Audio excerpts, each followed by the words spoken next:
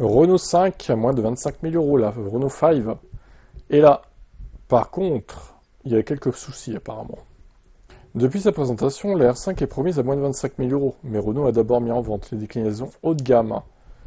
Le ticket d'entrée a été dans un premier temps à 33 490 euros avec la grosse batterie de 52 kWh, puis il est redescendu à 28 000 euros avec la petite batterie de 40.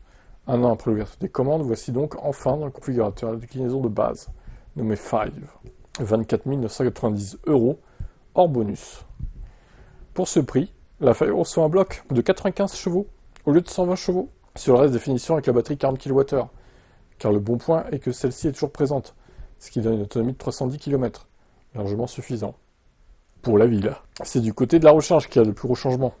La voiture est toujours dotée d'un chargeur embarqué triphasé de 11 kW, mais il n'est plus bidirectionnel. Surtout, il n'y a plus de recharge d'essai.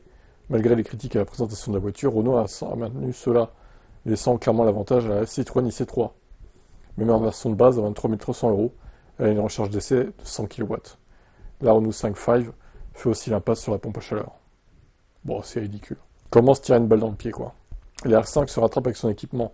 La version de base conserve l'écran tactile 10 pouces et l'instrumentation numérique 7 pouces. Elle a aussi en série la clim manuelle, les rétros électriques, les feux de route automatiques, les radars de recul ou encore l'accès main libre. On a aussi les aides à la conduite désormais incontournables, comme l'aide au maintien dans la voie au freinage autonome. Elle a des roues 18 pouces avec les enjoliveurs disco. En clair, les 3 000 euros de moins par rapport à la variante Evolution touchent avant tout à la technique, avec un moteur moins puissant et une recharge limitée surtout. En fait, ils auraient pu brider la recharge au lieu de la virer, tout simplement. Ils auraient la bride à 50, quoi. C'était faisable, je pense, au niveau du software. Grâce au bonus maxi de 4 000 euros et l'aide CE accordée à tous, cette R5 commence à 20 680 euros. Dommage de ne pas avoir serré le prix pour passer sous les 20 000 euros. A noter que la gamme sera aussi complétée avec une version Evolution avec le moteur de 150 chevaux et la grosse batterie de 52 kWh pour 31 490 euros. On n'y comprend rien. Alors gamme là, il y a 36 000 gammes différentes quoi en fait. Hein. C'est comme la Mégane, hein. Ils ont fait exactement la même chose en final.